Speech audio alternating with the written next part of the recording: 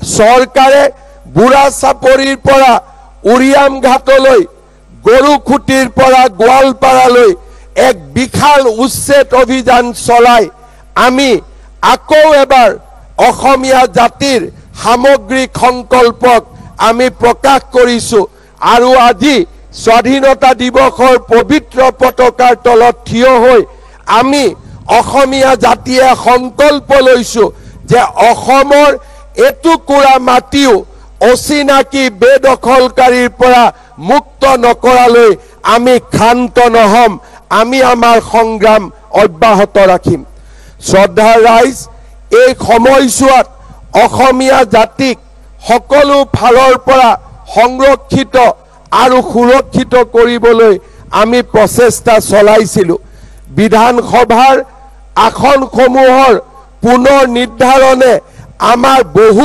দশকলৈ অসমখনক খিলঞ্জীয়াৰ বাবে সুৰক্ষিত কৰি ৰাখিব অসমৰ জাতীয় জীৱন ভাষা তথা কলা সংস্কৃতিৰ ক্ষেত্ৰখনলৈ ৰাজ্যৰ সত্ৰসমূহৰ অমূল্য অৱদান আছে সত্ৰভূমি বেদখলকাৰীৰ পৰা মুক্ত কৰাৰ বাবে আমি অসম সত্ৰ আয়োগ গঠন কৰিছিলো ঐতিহাসিক পবিত্ৰ বৰদোৱা থানৰ পৰা বেদখলকাৰীক আমি সম্পূৰ্ণভাৱে উচ্ছেদ কৰিছো আলিপুখুৰীৰ পাতেকীবাৰীৰ বেদখলকৃত ভূমি আৰু বঙাইগাঁও ৰঘুনাথ সত্ৰৰ প্ৰায় 245 বিঘা মাটিৰ ক্ষেত্ৰত আমি মীমাংসাত উপনীত হৈছো বৰপেটা সত্ৰৰো বাগবৰকে আদি কৰি কেইবাটাও ৰাজচক্ৰ এলেকাৰ ভূমি আমি উদ্ধাৰ কৰিবলৈ সক্ষম হৈছো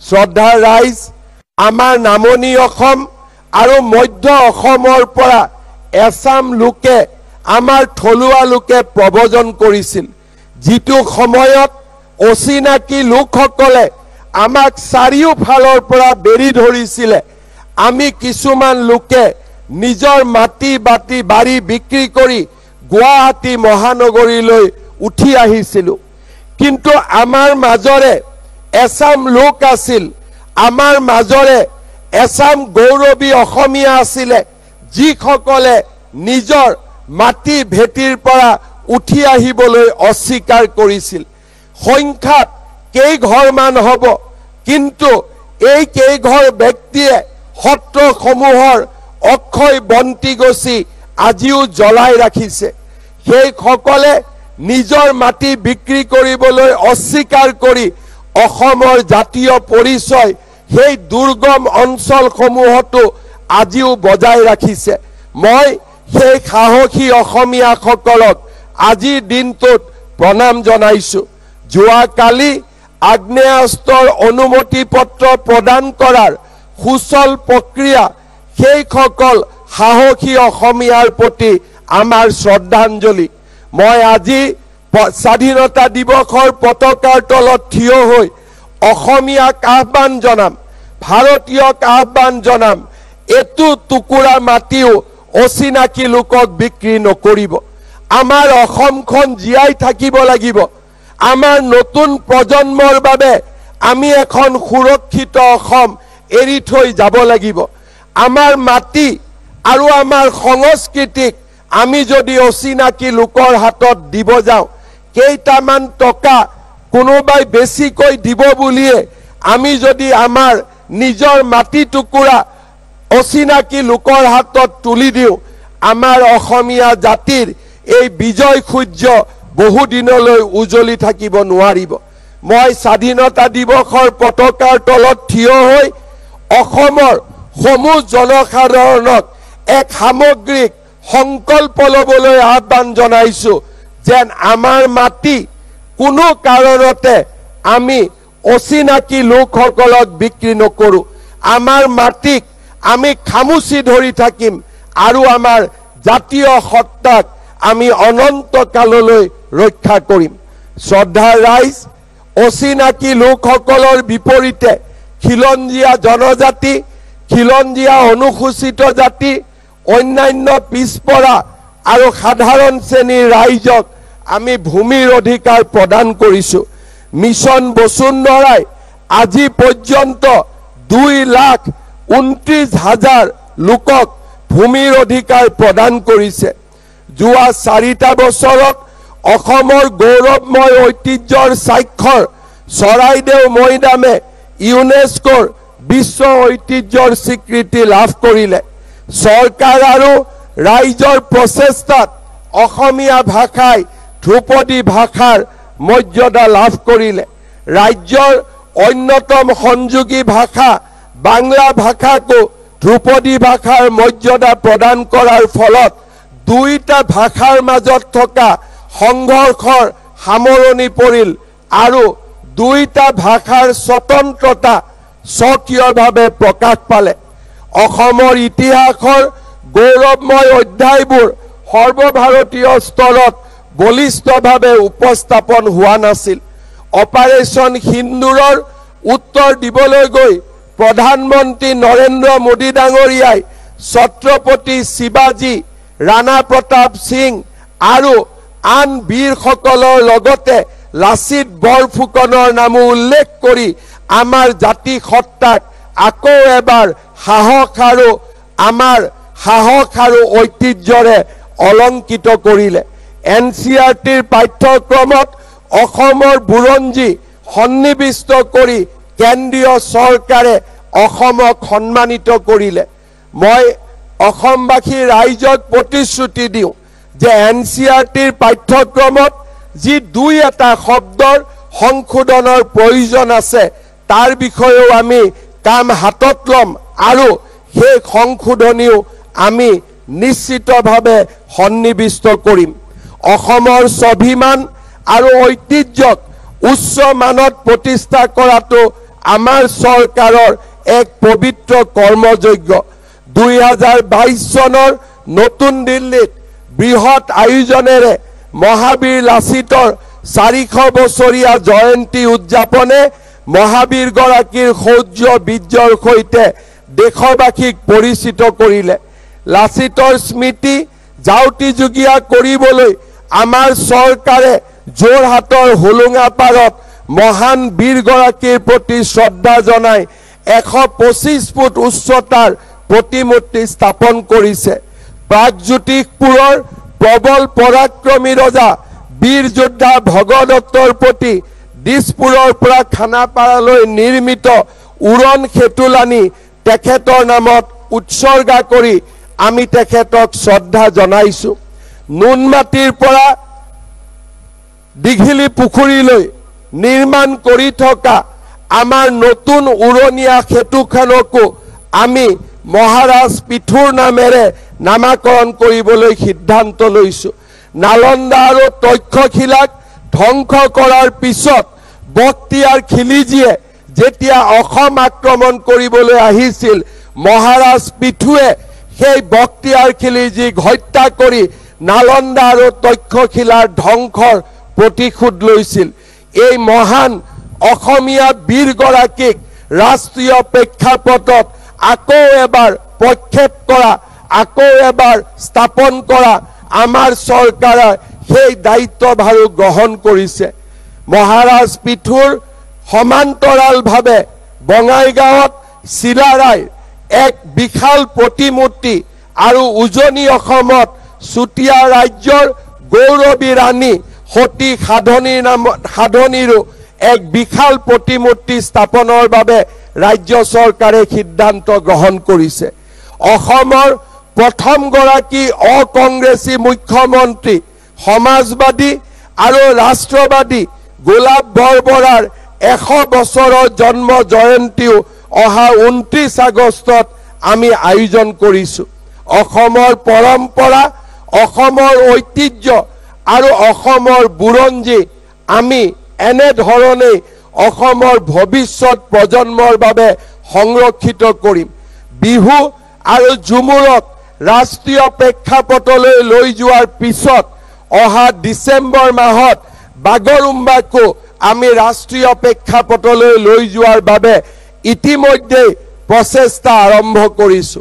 জানুৱাৰী মাহত অসমৰ ভৌগোলিক অখণ্ডতা আৰু অসমৰ বিকাশৰ যাত্ৰাক আৰু স্বৰ্ণমুখী কৰি আমাৰ ৰাজ্যত প্ৰায় 1 কোটি জনতাই একেদিনাই ও মোৰ আপোনাৰ দেশ জাতীয় সংগীত পৰিবেশন কৰিব তাৰো ব্যৱস্থা ইতিমধ্যে ৰাজ্য চৰকাৰে হাতত লৈছে।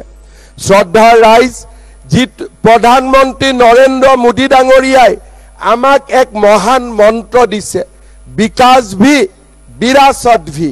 আমি যদি বিৰাসত অৰ্থাৎ আমাৰ ঐতিহ্য সংৰক্ষণৰ বাবে কাম কৰিছো, সমান্তৰালভাৱে আমি অসমক উদ্যোগীকৰণ, কৃষিৰ ক্ষেত্ৰত আত্মনিৰ্ভৰশীল এখন ৰাজ্য হিচাপেও নিৰ্মাণ কৰাৰ ক্ষেত্ৰত আমি আগুৱাই গৈছো। 27,000 কোটি টকা ব্যয়েৰে ৰাজ্যত আৰম্ভ হোৱা সেমি কণ্ডাক্টৰ বিপ্লৱে আমাৰ ৰাজ্যখনক আধুনিক ভাৰতবৰ্ষ নিৰ্মাণৰ এক মহান যোদ্ধা হিচাপে নিৰ্মাণ কৰিলে। পেপচি, কেম্পা কোলা আদিৰ দৰে বিখ্যাত প্ৰতিষ্ঠানসমূহে অসমত কাৰখানা আৰু উদ্যোগ স্থাপন কৰি উদ্যোগীকৰণৰ মেপত অসমক প্ৰতিষ্ঠা কৰিলে। অহা কেইমাহমানৰ ভিতৰতে জাগিৰোডৰ টাটা সেমি কণ্ডাক্টৰ উদ্যোগৰো বিনিয়োগক আৰু আগুৱাই লৈ গৈ অসমত আমি প্ৰায় 40,000 কোটি টকা ব্যয়েৰে 3,200 মেগাৱাট বিদ্যুৎ উৎপাদনৰ বাবে আমি আগবাঢ়িছো। 3,200 বিদ্যুৎ মেগাৱাট আমি অসমত উৎপাদন কৰাৰ লগে লগে অসমে অকল অসমৰ চাহিদাই নহয়, উত্তৰ পূৰ্বৰ আন ৰাজ্যসমূহকো বিদ্যুৎ যোগান ধৰিব পাৰিব। শ্ৰদ্ধাৰ ৰাইজ, যোৱা সময়ছোৱাত আমি অসমত মেডিকেল কলেজ, চিকিৎসা মহাবিদ্যালয়ৰ এখন ডাঙৰ জাল আমি নিৰ্মাণ কৰিছো। অসমত 14খন মেডিকেল কলেজে স্বীকৃতি লাভ কৰাৰ পিছত আৰু 9খন চিকিৎসা মহাবিদ্যালয় আমি নিৰ্মাণৰ পৰ্যায়ত অপেক্ষা কৰিছো। আমাৰ ৰাজ্যত সৰ্বমুঠ 29খন মেডিকেল কলেজ প্ৰতিষ্ঠা কৰাৰ লক্ষ্য 2030 চনৰ ভিতৰত আমি সম্পূৰ্ণ কৰিম। চিকিৎসা শিক্ষাৰ লগতে আমাৰ উচ্চ শিক্ষাৰ জগতখনো উৰ্বৰ হৈ উঠিছে। 2014 চনত আমাৰ ৰাজ্যত 10খন বিশ্ববিদ্যালয় আছিল। 2021 চনত আমাৰ চৰকাৰ আৰু সেই সময়ত বিশ্ববিদ্যালয়ৰ সংখ্যা 16লৈ বৃদ্ধি পাইছিল। যোৱা কেইটামান দিনত 7খন নতুন বিশ্ববিদ্যালয় নিৰ্মাণেৰে আমি ৰাজ্যত বিশ্ববিদ্যালয়ৰ সংখ্যাও 23খনলৈ বৃদ্ধি কৰিলো। ৰাজ্যত প্ৰশাসনীয় সংস্কাৰক আগুৱাই লৈ গৈ আমি অসমত 78খন সমজিলা নিৰ্মাণৰ কামত আগবাঢ়িছো। ৰাজ্যখনক সেউজ শক্তিৰ এক উন্নত ভাণ্ডাৰ হিচাপে নিৰ্মাণ কৰিবলৈ আমাৰ ৰাজ্যত আমি পাম্প ষ্টোৰেজ প্ৰজেক্ট আৰু সোলাৰ প্ৰজেক্টৰ জৰিয়তে অসমক আমি সেউজ শক্তিৰ এক নতুন ভাণ্ডাৰ হিচাপে নিৰ্মাণ কৰিবলৈ আগবাঢ়িছো। আমাৰ SDC ইণ্ডিয়া ইণ্ডেক্সত আজি আমি 65 সংখ্যক গড় স্কোৰ লাভ কৰি দেশৰ আগশাৰীৰ ৰাজ্যসমূহৰ ভিতৰত স্থান লাভ কৰিছো। কিন্তু মই আশা কৰো সেউজ শক্তিৰ ওপৰত আমাৰ বিনিয়োগ, শিক্ষাৰ ওপৰত আমাৰ বিনিয়োগ, চিকিৎসাৰ ওপৰত আমি কৰা বিনিয়োগে অনাগত কেইটামান বছৰত বহনক্ষম উন্নয়নৰ দিশত অসম ভাৰতৰ ভিতৰতে এখন শক্তিশালী ৰাজ্যত পৰিণত হ'ব। ৰূপকোঁৱৰ জ্যোতিপ্ৰসাদ আগৰৱালাই লিখিছিল, ময়ে অসমৰ, ময়ে ভাৰতৰ, ময়ে ডেকালৰা অগ্নিময়, ময়ে ভাৰতৰ নবীন সূৰ্য, পূৰ্বাচলত বজাও তুৰ্য। জ্যোতিৰ ভাষাৰে ক'ব বিচাৰো, বিকাশৰ যাত্ৰাত শিক্ষাৰ্থী আৰু আমাৰ যুৱক যুৱতী মহিলাসকলে আমাৰ পথিক্ৰিয়। বিবেকানন্দই কৈছিল, অগ্নি মন্ত্ৰত দীক্ষিত এছাম যুৱক গঠন কৰা, তোমালোকৰ উৎসাহ অগ্নি প্ৰজ্বলিত কৰা তেওঁলোকৰ হৃদয়ত ক্ৰমাৎ এই সংখ্যা বঢ়াই গৈ থকা মোৰ বিশ্বাস আধুনিক যুৱ সমাজৰ ওপৰত তেওঁলোকৰ মাজৰ পৰাই মই কাৰ্যকৰ্তা পাম সিংহ বিক্ৰমে তেওঁলোকৰ দেশৰ সকলো সমস্যা সমাধান কৰিব আজি আমাৰ এই যুৱ শক্তি ভাৰতৰ বিভিন্ন ৰাজ্যত সিকিউৰিটি গাৰ্ডৰ কাম কৰিবলৈ ৮,০০০ টকা দৰমহাত কাম কৰিবলৈ বিভিন্ন ৰাজ্যলৈ যায় অসমক উদ্যোগীকৰণ আদানী আম্বানী টাটাৰ কাৰণে নালাগে অসমক উদ্যোগীকৰণ লাগে সেই লাখ লাখ যুৱকক আমি যাতে অসমলৈ উভতাই আনিব পাৰো তেওঁলোকৰ পিতৃ মাতৃক এডভান্টেজ অসমৰ সময়ত আমি প্ৰতিশ্ৰুতি দিছিলো যে আমাৰ ৰাজ্যটো উদ্যোগ নিৰ্মাণ হ'ব আৰু সেই উদ্যোগত অসমৰ পৰা ভাৰতৰ বিভিন্ন স্থানত কম টকা দৰমহাত ৮,০০০ টকা দৰমহাত চাকৰি কৰা যুৱক শক্তিসকলক আমি উভতাই আনিম তেওঁলোকৰ পিতৃ মাতৃৰ বুকুলৈ আজি সেই মহান মন্ত্ৰকে শিৰোগত কৰি অসমক আমি এক উদ্যোগীকৰণৰ দিশত আগবঢ়াই লৈ গৈছো কিছুমান ৰাইজে আমাক সমালোচনা কৰিব কিন্তু সেই সকল ৰাইজৰ ল'ৰা ছোৱালী বাংগালুৰত গৈ সিকিউৰিটি গাৰ্ডৰ কাম কৰা নাই আমাৰ লক্ষ্য সেই সকল সমাজত সবলভাৱে অৰ্থনৈতিকভাৱে প্ৰতিষ্ঠা হোৱা সেই সকল ব্যক্তিৰ বাবে কাম কৰা নহয় আমাৰ লক্ষ্য হ'ল সেই সকল আই মাতৃৰ বাবে কাম কৰা যাৰ সন্তানে আজি এটা অনিশ্চিত ভৱিষ্যতৰ লগত খেলি হায়দৰাবাদ কেৰেলা অন্ধ্ৰপ্ৰদেশ কৰ্ণাটকত গৈ কম দামত কম দৰমহাত চাকৰি কৰিছে আমাৰ লক্ষ্য প্ৰতিষ্ঠিত ৰাজনীতি কৰা ব্যক্তিসকল নহয় আমাৰ লক্ষ্য হ'ল সেই চাম যুৱক যুৱতী যিসকলে অসমৰ মাটিত থাকি অসমৰ কাৰণে কাম কৰি অসমক ভাৰতবৰ্ষৰ সৰ্বশ্ৰেষ্ঠ ৰাজ্য হিচাপে নিৰ্মাণ কৰিব খোজে সেয়েহে আজি আমি মঙ্গলদৈত দক্ষতা বিশ্ববিদ্যালয় নিৰ্মাণ কৰিছো সিংগাপুৰৰ ইনষ্টিটিউট অফ টেকনিক্যাল এডুকেশ্যনৰ সহযোগত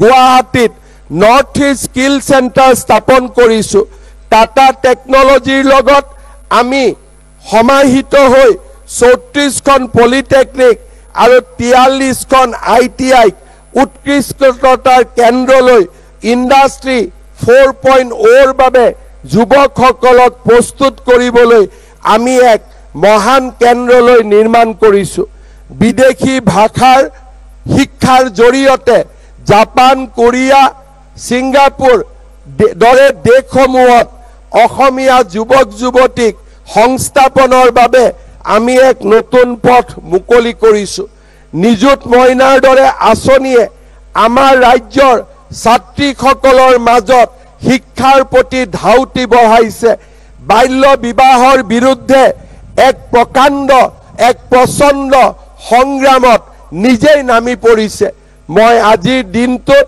আমাৰ ছাত্ৰীসকলক আকৌ এবাৰ শুভেচ্ছা জনাইছো আৰু নিযুত মইনা আঁচনিৰে নিজৰ জীৱন সংগ্ৰামক আগবঢ়াই লৈ যোৱা অসমৰ উদীয়মান ছাত্ৰী সমাজলৈ মোৰ অভিনন্দন জনাইছো অসমত উদ্যমিতা বিকাশৰ বাবে আজি আমি Assam innovation and startup foundation নিৰ্মাণ কৰিছো আৰু আমাৰ ৰাজ্যত ষ্টাৰ্টআপৰ এটা বিশাল ইকোসিস্টেম নিৰ্মাণৰ বাবে আমি কাম আৰম্ভ কৰিছো ৰাজ্যৰ দৰিদ্ৰ আৰু মধ্যবিত্ত জনগণ আমাৰ সেৱাৰ থলী তেওঁলোকক জীৱনত নিৰাপত্তা দিয়া আমাৰ চৰকাৰৰ আটাইতকৈ ডাঙৰ দায়িত্ব আজি ৰাজ্য চৰকাৰে 17 ছেপ্টেম্বৰৰ দিনা অৰ্থাৎ প্ৰধানমন্ত্ৰী নৰেন্দ্ৰ মোদী ডাঙৰীয়াৰ উপজা দিনটোত আমি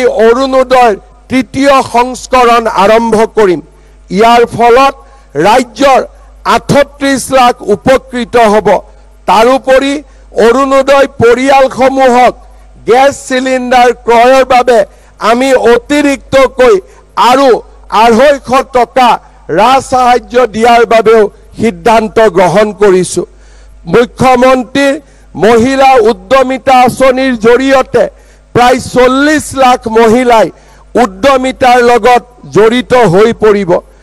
ৰাজ্যৰ 4 লাখ আত্মসহায়ক গোটৰ 40 লাখ উদ্যমী মহিলাই আজি আমাৰ ৰাজ্যৰ গ্ৰাম্য অৰ্থনীতিক অতি সুন্দৰভাৱে বৰঙণি আগবঢ়াইছে।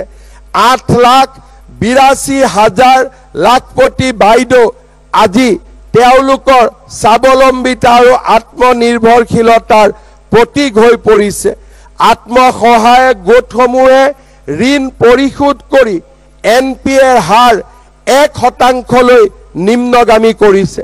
মাইক্ৰ' ফাইনেন্সৰ ঋণ ৰেহাই দি আমি আমাৰ ৰাজ্যৰ মহিলাসকলক এক অমোঘ শক্তি প্ৰদান কৰিছোঁ। ভাৰতবৰ্ষৰ স্বাধীনতাৰ 100তম বৰ্ষ 2047 চনত সেই সময়ত আমি যিখন অসমৰ স্বপ্ন দেখিছোঁ সেই অসম নিৰ্মাণৰ এক গুৰুত্বপূৰ্ণ স্তম্ভ হৈছে অৰ্থনৈতিক বিকাশ। উদ্ভাৱনীমূলক চিন্তা চৰ্চা আৰু প্ৰযুক্তিচালিত জ্ঞান আহৰণেৰে আমি কৃষি উৎপাদন আৰু সেৱা এই তিনিটা খণ্ডকে আত্মনিৰ্ভৰশীল কৰি গঢ়ি তুলিব লাগিব। প্ৰধানমন্ত্ৰী ডাঙৰীয়াই যি আত্মনিৰ্ভৰশীল ভাৰতৰ কথা কৈছে, ই হৈছে 140 কোটি ভাৰতীয় নিজৰ ভৰিত দৃঢ়ভাৱে থিয় হোৱাৰ আৰু নিজৰ সম্পদ আৰু শক্তিক সঠিক ব্যৱহাৰৰ সাৰ্বজনীন প্ৰয়াস। আত্মনিৰ্ভৰশীল ভাৰত কেৱল চৰকাৰী কাৰ্যসূচী নহয়, ই এক জন আন্দোলন য'ত দেশৰ কৃষকৰ পৰা আৰম্ভ কৰি উদ্যোগপতি, শিক্ষাৰ্থী, পেছাদাৰী, গৃহিণী, যুৱক যুৱতী সকলোৰে অংশগ্ৰহণ অপৰিহাৰ্য। এই লক্ষ্যত প্ৰথম হৈছে ভোকেল ফৰ লোকেল, অৰ্থাৎ স্থানীয় সামগ্ৰী, সম্পদ আৰু প্ৰতিভাক অগ্ৰাধিকাৰ প্ৰদান। কিন্তু আমি ইয়াতে থমকি ৰলে নহ'ব। ভোকেল ফৰ লোকেলক আমি আগুৱাই লৈ গৈ লোকেল ফৰ গ্লোবেল, অৰ্থাৎ ভাৰতত নিৰ্মিত সামগ্ৰী বিশ্ব বজাৰ দখল কৰিব, তাৰ বাবে আমি কাম কৰিব লাগিব। MSME, কৃষি, ষ্টাৰ্টআপ, আয়ুৰ্বেদ, যোগ, হস্তশিল্প আদিৰ সকলো ক্ষেত্ৰত আমাৰ দেশে ইতিমধ্যে সক্ষমতা প্ৰদান কৰিবলৈ সক্ষম হৈছে। প্ৰধানমন্ত্ৰী নৰেন্দ্ৰ মোদী ডাঙৰীয়াই স্বদেশী সামগ্ৰী ব্যৱহাৰৰ বাবে জনোৱা আহ্বান দেখাত অতি সৰল যদিও ই গভীৰ অৰ্থ বহন কৰে। স্বদেশী সামগ্ৰী ব্যৱহাৰৰ অৰ্থ কেৱল ক্ৰয় বিক্ৰয় নহয়, ইয়াৰ জৰিয়তে আমি থলুৱা উদ্যোগক শক্তিশালী কৰোঁ। আত্মনিৰ্ভৰশীল ভাৰতৰ লক্ষ্য প্ৰাপ্তিৰ এক গুৰুত্বপূৰ্ণ স্তম্ভ হৈছে আমাৰ সামগ্ৰী যাতে জিৰ' ডিফেক্ট হয়। তাৰ বাবে আমি গুণগত মানৰ সামগ্ৰী নিৰ্মাণ কৰিব লাগিব আৰু পৰিৱেশৰ ওপৰতো জিৰ' এফেক্ট হ'ব লাগিব। আমাৰ উৎপাদিত সামগ্ৰীয়ে কোনো ক্ষতিকাৰক প্ৰভাৱ নেপেলাব। ষ্টাৰ্টআপৰ পৰা বৃহৎ কোম্পানীলৈ সকলোৱে এই মাপকাঠি মানি চলিব। আত্মনিৰ্ভৰ ভাৰতৰ যাত্ৰা হৈছে প্ৰযুক্তিৰ যাত্ৰা। মেড ইন ইণ্ডিয়া চিপছৰ লক্ষ্যৰে অগ্ৰসৰ হোৱা ছেমিকণ্ডাক্টৰ মিছন, কৃত্ৰিম বুদ্ধিমত্তা, মহাকাশ অন্বেষণ, জৈৱ প্ৰযুক্তি, নৱীকৰণ শক্তি প্ৰত্যেক ক্ষেত্ৰতে ভাৰত আজি আগবাঢ়িছে। এই নতুন যুগৰ বাবে আমাৰ নতুন জাতীয় মন্ত্ৰ হ'ব জয় জোৱান, জয় কিষাণ, জয় বিজ্ঞান, জয় অনুসন্ধান। প্ৰতিৰক্ষাৰ ক্ষেত্ৰত আজি আমি দৃঢ়ভাৱে আগবাঢ়িছোঁ। মেক ইন ইণ্ডিয়াৰ জৰিয়তে যুদ্ধ জাহাজ, বিমান আৰু অত্যাধুনিক অস্ত্ৰ সামগ্ৰী আমি নিজে নিৰ্মাণ কৰিছোঁ। আমাৰ আত্মনিৰ্ভৰশীলতাৰ পৰাক্ৰম আমি অপাৰেশ্যন সিন্দুৰৰ সময়ত দেখিবলৈ সক্ষম হৈছোঁ। আজিৰ এই দিনটোত মই অসমবাসী ৰাইজৰ হৈ পুনৰ এবাৰ অপাৰেশ্যন সিন্দুৰৰ পৰাক্ৰমী যোদ্ধাসকললৈ মোৰ বিনম্ৰ শ্ৰদ্ধা নিবেদন কৰিছোঁ। তাৰ লগে লগে পাঠানকোটত সন্ত্ৰাসবাদীৰ নিৰ্মম আক্ৰমণত বলি হোৱা সকলো আমাৰ দেশৰ নাগৰিকৰ প্ৰতি মোৰ শ্ৰদ্ধা জনাইছো আৰু প্ৰতিটো পৰিয়াললৈ অসমবাসীৰ সমবেদনা জ্ঞাপন কৰিছো। কৃষি ভাৰত অতীজৰ পৰাই আত্মনিৰ্ভৰ। এতিয়া আমাৰ লক্ষ্য হ'ব বিশ্ব বজাৰলৈ কৃষি সামগ্ৰী প্ৰেৰণ কৰা। সৌৰ উদ্যানৰ পৰা সমুদ্ৰীয় বায়ু শক্তিলৈ স্বচ্ছ সেউজ শক্তিৰ ব্যৱহাৰে আমি দেশৰ পৰিৱেশ নিৰ্মাণ কৰিম। খাদী আমাৰ আত্মনিৰ্ভৰশীলতাৰ আন এক অস্ত্ৰ। স্বাধীনতা সংগ্ৰামৰ যি খাদীয়ে দাসত্বৰ শিকলি ছিঙিছিল, আজিও সেই খাদীয়ে আত্মনিৰ্ভৰশীলতাৰ নতুন ইতিহাস লিখিব পাৰে। জাগিৰোডৰ ছেমিকণ্ডাক্টৰ উদ্যোগৰ চিপছ বিশ্ব বজাৰলৈ যাব। অসমৰ হস্তশিল্প, অসমৰ বস্ত্ৰশিল্প আৰু অসমৰ GI টেগৰ প্ৰতিটো সামগ্ৰী আমি সম্পূৰ্ণভাৱে বিজ্ঞানসন্মতভাৱে নিৰ্মাণ কৰি বিশ্ব বজাৰ আমি দখল কৰিব পাৰোঁ। অসমৰ হালধি, অসমৰ বাও ধান, অসমৰ ভোট জলকীয়া আদিৰ দৰে অজস্ৰ সামগ্ৰী আৰু আমাৰ ষ্টাৰ্টআপে নিৰ্মাণ কৰা নতুন নতুন উদ্ভাৱনী শক্তি আমি অসমেও বিশ্ব বজাৰ দখল কৰিব পাৰোঁ। অসমৰ যুৱ শক্তিক আজিৰ এই পবিত্ৰ দিনটোত মই পুনৰ এবাৰ আত্মনিৰ্ভৰশীল অসম আৰু আত্মনিৰ্ভৰশীল ভাৰতৰ বাবে নিজকে উৎসৰ্গিত কৰিবলৈ আহ্বান জনাম। শ্ৰদ্ধাৰ ৰাইজ, স্বাধীনতা দিৱসত আমি সংকল্প ল'ম যে আমি এখন আত্মনিৰ্ভৰশীল ভাৰত আৰু আত্মনিৰ্ভৰশীল অসম গঢ়ি তুলিম। আমি স্বদেশী সামগ্ৰী ক্ৰয় কৰিম। প্ৰতিগৰাকী ব্যৱসায়ীয়ে উৎপাদিত সামগ্ৰীৰ গুণগত মান আৰু স্থিৰতাৰ প্ৰতিশ্ৰুতি প্ৰদান কৰিব। প্ৰতিগৰাকী উদ্ভাৱকে দেশৰ স্বাৰ্থক অগ্ৰাধিকাৰ দিব। প্ৰতিজন কৃষকে বহনক্ষম কৃষি পদ্ধতিক আঁকোৱালি ল'ব। প্ৰতিটো খণ্ডই নিৰ্ভৰশীলতাৰ জৰিয়তে আধিপত্যলৈ যাত্ৰা কৰিব আৰু 140 কোটি ভাৰতীয়ই মনে প্ৰাণে এই সংকল্প গ্ৰহণ কৰিব। শ্ৰদ্ধাৰ ৰাইজ, স্বাধীনতা দিৱসৰ এই পবিত্ৰ দিনটোত অসমক গাখীৰ উৎপাদনৰ ক্ষেত্ৰত শক্তিশালী ৰূপে নিৰ্মাণ কৰিবলৈ সমবায় আন্দোলনত আমাৰ যুৱকসকলক উৎসৰ্গিত কৰিবলৈ মই আকৌ এবাৰ আহ্বান জনাম। জাপান, ছিংগাপুৰ, কোৰিয়াৰ লগত চুক্তিৰ জৰিয়তে লেংগুৱেজ ট্ৰেইনিঙৰ মডেলৰ জৰিয়তে আমি অসমৰ 50,000 যুৱক যুৱতীক সেই ৰাষ্ট্ৰসমূহত নিযুক্তি দিব পাৰোঁ। আমাৰ ৰাজ্যৰ যুৱ শক্তিক এই দিশতো আগুৱাই আহিবলৈ মই আহ্বান জনাম। শ্ৰদ্ধাৰ ৰাইজ, মই দুটা কথা আপোনালোকক ক'ব খুজিছোঁ। আমাৰ ৰাজ্যখন ভাৰতৰ ভিতৰতে আমি সৰ্বশ্ৰেষ্ঠ ৰাজ্য নিৰ্মাণ কৰিব লাগিব। কিন্তু এই আন্দোলন মুখ্যমন্ত্ৰীৰ আন্দোলন হ'ব নোৱাৰে। এই আন্দোলন চৰকাৰী আন্দোলন হ'ব নোৱাৰে। এই আন্দোলনৰ লগত ৰাজ্যৰ কৰ্মচাৰী, ব্যৱসায়ী সকলোৱে ন উদ্যমেৰে জঁপিয়াই পৰিব লাগিব। দুৰ্নীতিৰ পৰিৱৰ্তে চৰকাৰী কাৰ্যালয়ত আমি কৰ্ম সংস্কৃতিৰ এক নতুন পৰিৱেশ নিৰ্মাণ কৰিব লাগিব। আমি আমাৰ ব্যৱসায়ীসকলে দেশৰ যাতে ইতিবাচক কামত আমি আগবাঢ়ি যাব পাৰোঁ, তাৰ বাবে কৰ আদায়ৰ ক্ষেত্ৰত নিজকে সম্পূৰ্ণ পবিত্ৰ হিচাপে নিৰ্মাণ কৰিব লাগিব।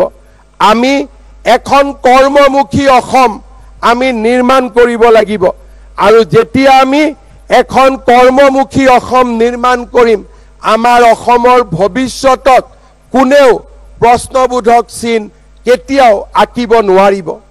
শ্ৰদ্ধাৰ ৰাইজ, মই আপোনালোকৰ লগত আজি স্বাধীনতা দিৱসত কথা পাতোতে পুনৰ এবাৰ আহ্বান জনাম। আমাৰ জাতি সত্তা আজি এক সংকটৰ মাজেৰে আগবাঢ়িছে। স্বাধীনতাৰ প্ৰাক মুহূৰ্তত লোকপ্ৰিয় গোপীনাথ বৰদলৈয়ে অনুভৱ কৰিছিল যে আমাৰ ভৱিষ্যত কিমান নিৰাপদ হ'ব। গ্ৰুপিঙৰ সময়ত তেখেতে মুছলিম লীগৰ আন্দোলন দেখা পাইছিলে। গোপীনাথ বৰদলৈয়ে সাদুল্লাৰ দৰে প্ৰধানমন্ত্ৰীক দেখা পাইছিলে আৰু সেইকাৰণে গোপীনাথ বৰদলৈয়ে আমাৰ জাতিটোক সাৱধান হ'বলৈ শিকাইছিলে। কিন্তু যোৱা ৭৫টা বছৰত আমি যেন কৰবাত নহয় কৰবাত কম্প্ৰমাইজ কৰিলোঁ। যিটো সময়ত গোপীনাথ বৰদলৈ বিষ্ণুৰাম মেধিয়ে আহ্বান জনাইছিল যে অচিনাকি লোকক প্ৰশ্ৰয় নিদিব, আমি যেন তেওঁলোকক আমাৰ বৰঘৰলৈ আমন্ত্ৰণ জনাই লৈ আহিলোঁ। সাহস বাঢ়ি গ'ল। তেওঁলোকে অনন্ত শক্তি গোটালে। অকল চৰ অঞ্চলত নহয়, আমাৰ সত্ৰ, আমাৰ সংস্কৃতি বেদখল কৰিবলৈ সাহস কৰিলে।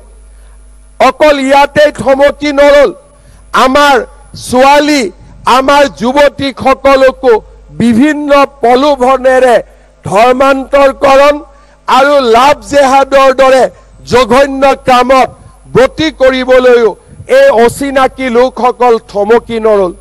এই অচিনাকি লোকসকলে আমাৰ ৰাজনৈতিক শক্তি দখলৰ বাবে আগবাঢ়িছে। অৰ্থনৈতিক শক্তি আজি তেখেতসকলে দখল কৰিছে।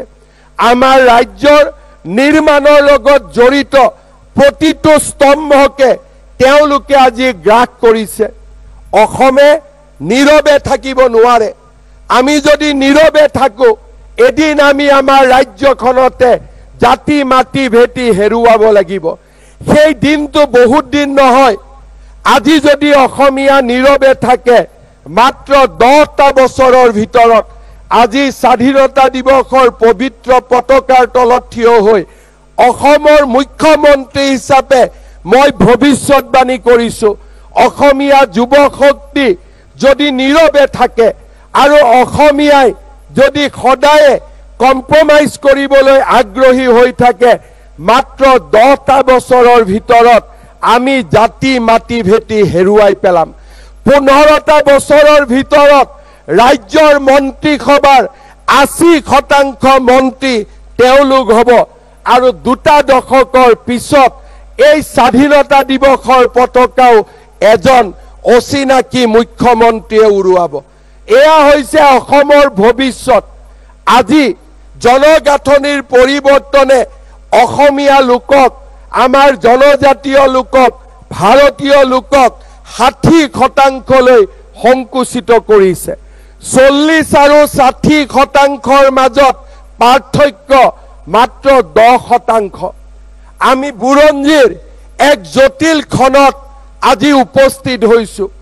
আমাৰ প্ৰজন্মই আজি জাতিটোৰ সংকটৰ সময়ত আমি আমাৰ প্ৰজন্ম থিয় হৈ আছোঁ। গুৱাহাটী, শিৱসাগৰ, যোৰহাট, ডিব্ৰুগড়ে অসমৰ জনগাঁথনিৰ পৰিচয় নিদিয়ে। নামনি আৰু মধ্য অসম আগ্ৰাসনৰ পিছত গোলাঘাটৰ উৰিয়াম ঘাটলৈ আজি তেওঁলোক আগবাঢ়ি গৈছিল। কাজিৰঙা দখল কৰিছিল। এটা এটাকৈ গড় হত্যা কৰি আমাৰ জাতিটোৰ প্ৰাণটোকে তেওঁলোকে স্পৰ্শ কৰিছিল। শিৱসাগৰৰ দৰে অসমৰ জাতীয় জীৱনৰ ৰাজধানী সদৃশ চহৰখনতো আজি তেওঁলোকে যুদ্ধৰ ডংকা বজাইছে। বৰপেটা ধুবুৰীৰ পৰা মাৰ্ঘেৰিটালৈও গৈ তেওঁলোকে অসমীয়া জাতিক আজি তেওঁলোকে এক প্ৰকাৰ আমাৰ সামগ্ৰিক সত্তাক উপলুঙা কৰিছে। আজি আমাৰ প্ৰজন্ম গোপীনাথ বৰদলৈয়ে যিটো সময়ত আমাক সকীয়াই থৈ গৈছিল, আমি সকীয়নি নললোঁ। অসমৰ এছাম তথাকথিত লোকে কম্প্ৰমাইজ কৰিলে। বাওপন্থী লোকসকলে নিজক আত্মসমৰ্পণ কৰিলে। অসমৰ এছাম জাতীয়তাবাদীয়ে এতিয়া সেই অচিনাকি লোকসকলৰ ওচৰত নিজকে আত্মসমৰ্পণ কৰিছে। আমি নীৰৱে নাথাকোঁ। আৰু আমি যদি নীৰৱে থাকোঁ, আমাৰ অসমীয়া জাতি জীয়াই নাথাকিব। এটা দিন আহিব, মহাপুৰুষ শংকৰদেৱৰ জন্মভূমি বটদ্ৰৱা যেনেকে তেওঁলোকে আগ্ৰাসী কৰি লৈছিল মা কামাখ্যাৰ নীলাচল পাহাৰো এদিন তেনেকুৱা এক পৰিৱেশলৈ ৰূপান্তৰিত হ'ব। মই কাকো আজিৰ এই বক্তব্যত কাকো মই ভৱিষ্যতৰ এখন অন্ধকাৰ অসমৰ প্ৰতিচ্ছবি দেখুৱাব খোজা নাই। মই মাত্ৰ বাস্তৱৰ লগত জাতিটোক পৰিচয় কৰোৱাব খুজিছো। আজি অসমৰ চিকিৎসা মহাবিদ্যালয়, অসমৰ বিশ্ববিদ্যালয়সমূহত আজি কাৰ দপদপনি। লাহে লাহে আমি মাটি হেৰুৱাইছো, সংস্কৃতি হেৰুৱাইছো। আইন আদালতসমূহত আজি কোনবিলাক অধিবক্তাৰ দপদপনি। আজি মহানগৰীত উবেৰ চলোৱা লোকসকল কোন অচিনাকি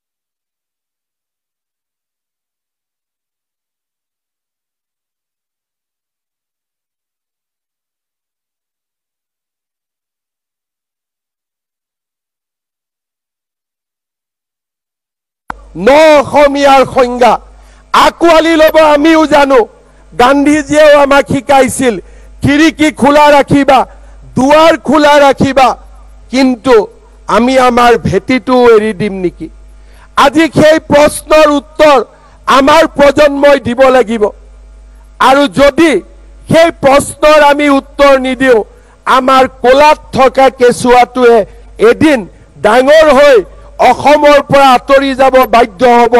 নহ'লে নিজৰ স্বধৰ্ম আৰু স্বসংস্কৃতিক বিসৰ্জন দি কম্প্ৰমাইজৰ জীৱন যাপন কৰিব লাগিব। আজি যেনেকৈ ধুবুৰী, গোৱালপাৰা, মানকাছাৰত আমি কম্প্ৰমাইজৰ জীৱন যাপন কৰোঁ, তেনেকুৱা কম্প্ৰমাইজৰ জীৱন যাপন কৰিব লাগিব। মই নাজানো আমি কি ধৰণে ইয়াক চিন্তা কৰিছো, কিন্তু এজন গৌৰৱী অসমীয়া হিচাপে, এজন গৌৰৱী ভাৰতীয় হিচাপে মই এনে পৰিস্থিতিক মানি ল'বলৈ মই কেতিয়াও প্ৰস্তুত নহওঁ। মই বিশ্বাস কৰোঁ কোনো অসমীয়া লোকে এই পৰিস্থিতি মানি ল'বলৈ প্ৰস্তুত নহয়। আমি এঘৰি যুঁজিব লাগিব, আমি এঘৰি যুঁজিব লাগিব। আৰু সেই যুঁজৰ বাবে মই অসমীয়া জাতিক, সকলো ভাৰতীয়ক আকৌ এবাৰ সংঘবদ্ধ হ'বলৈ আহ্বান জনাম।